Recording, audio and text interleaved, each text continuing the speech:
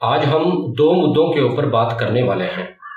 Welcome DNA with Jitendra Sharma, आपका स्वागत है।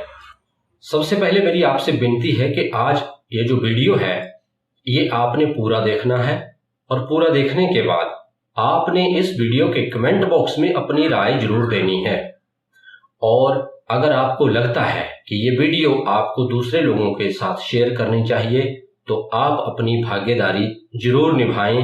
वीडियो को लाइक भी करें, सब्सक्राइब, हमारे चैनल को सब्सक्राइब करना मत भूलें। तो चलिए वीडियो शुरू करते हैं। आज के इस DNA news with Jitendra Sharma में हम दो टॉपिक को रिकवर करेंगे बहुत ही डीपली। ये वीडियो कोई ज्यादा लंबा चौड़ा बनाने का मेरा मकसद नहीं है। मैं 2 या 4 मिनट में अपनी बात को खत्म करूंगा, लेकिन जो एक सही मुद्दा है और क्या हुआ, कैसे हुआ, क्यों हुआ, ये सब चीजें मैं आपको 2 से 4 मिनट के इस वीडियो में जरूर बताने की कोशिश करूंगा। मुद्दे क्या है वो पहले मैं नहीं बताऊंगा। पहला मुद्दा है हमारा कि डोनाल्ड ट्रंप ने ये स्टेटमेंट क्यों दी कि हमने दोनों देशों के बीच में, जो भारत ने आतंकवादियों के खिलाफ सर्जिकल स्ट्राइक की थी पाकिस्तान में, उसके खिलाफ हमने दोनों देशों की संधि करवा दी है। ये बात क्यों कही, इस बात को कहने के पीछे मंशा क्या थी। मैं कोई न्यूज चैनल नहीं हूं बहुत बड़ा कि मुझे किसी ने कोई फंडिंग कर रखी है या मुझे कोई पैसा दे रखा है कि आपने यही बोलना है। इसके इफेक्ट क्या है वो मैं आपको इस वीडियो में समझाने की कोशिश कर रहा हूं। अगर आपको लगता है कि मेरे द्वारा बताए गए इफेक्ट वाकई ही सही हैं तो आप भी उन्हें समझने की कोशिश करें और उसी आधार पर इस वीडियो को आगे शेयर करने की कृपा करें।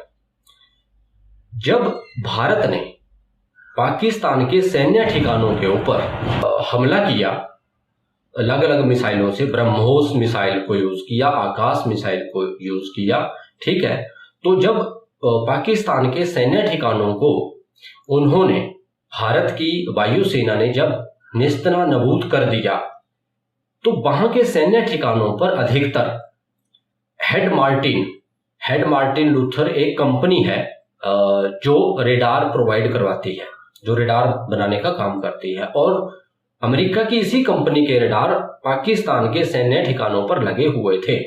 यहीं से अब आप इस बात को समझने की कोशिश करें।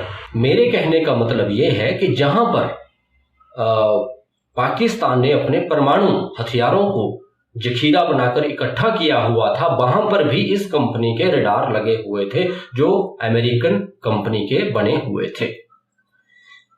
अब सर्जिकल स्ट्राइक की है भारत ने, तो जो वहां पर तबाही हो रही है उसका तो वीडियो हर जगह फैल गया, वो तो कहीं भी देखा जा सकता है, पूरे वर्ल्ड में किसी भी कंट्री में देखा जा सकता है।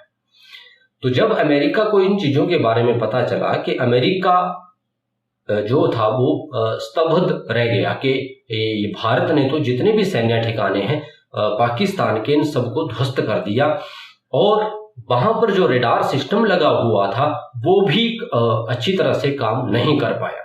वो सभी जो और हालांकि जो पाकिस्तान ने जो अमेरिका से कुछ लड़ाकू विमान भी खरीदे हुए थे, चीन से ज्यादा खरीदे हुए थे लेकिन अमेरिका से कम थे, उनको भी S-400 रूस की मिसाइल जो थी S-400 उसके द्वारा ध्वस्त कर दिया गया।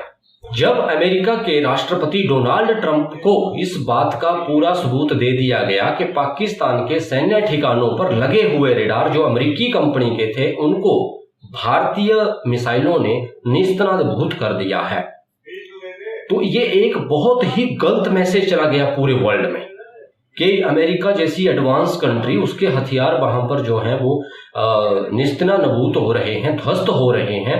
तो ये तो उनके लिए बहुत, उनका तो जो एक बिजनेस लेवल होता है वो बिजनेस लेवल ही सारा डैमेज होने हो गया।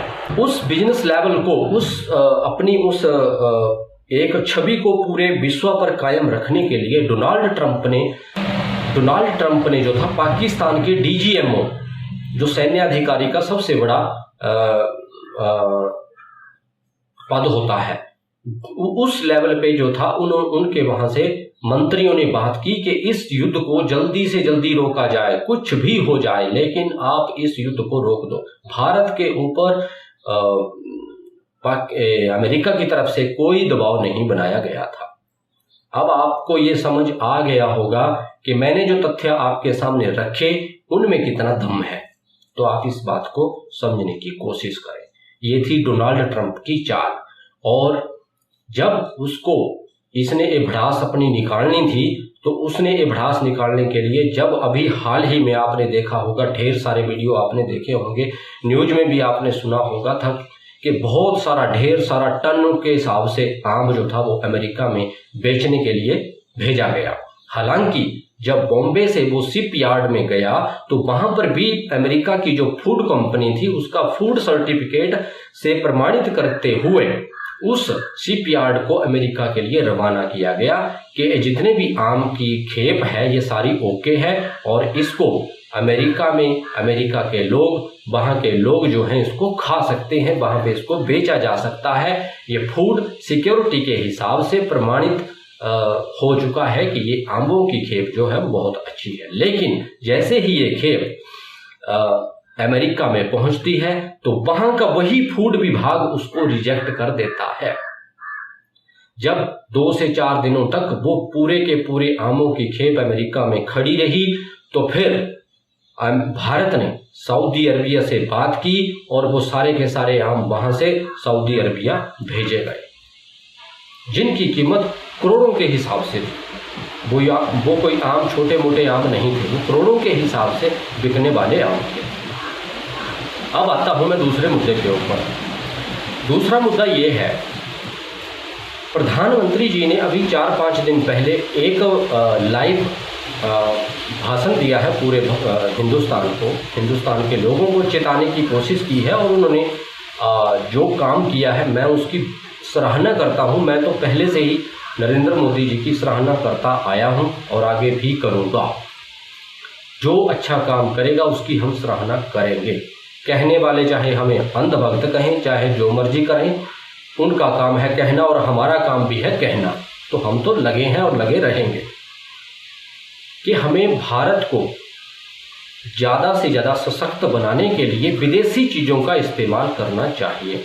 ये बात आपने प्रधानमंत्री जी पहले भी कही हुई है, और खासकर कुछ ऐसे लोग भी होंगे जिन्होंने आपकी इस चीज़ को माना होगा। लेकिन ये जो वीडियो शख्स बना रहा है, मैं इस बात को बड़े ही गर्व से कहता हूँ कि मैं ऑलमोस्ट मेरे जीवन में इस्तेमाल होने वाली 90% चीज़ें जो हैं वो भारतीय इंडस्ट्रीज़ की ही है।